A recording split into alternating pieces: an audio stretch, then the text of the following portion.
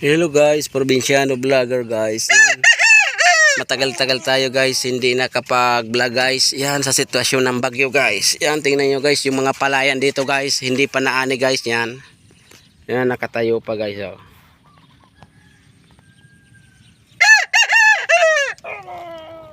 Halos hindi na guys hindi na mapakinabangan guys yung mga palay guys. Ayun guys, oh, ang dami ng palayan guys. So halos binaha, walang mapakinabangan guys. Hindi na mapakinabangan guys ang mga palay guys. Yan, natumba na ng baha guys. Yan. Hanggang lampas tao daw dito guys ang tubig guys. Kaya tingnan nyo guys yung mga dito guys, sitwasyon guys. Kaya matagal tayo guys hindi nakapag-vlog guys dahil yan sa sitwasyon guys, binaha tayo guys. Kaya tingnan nyo guys ang sitwasyon.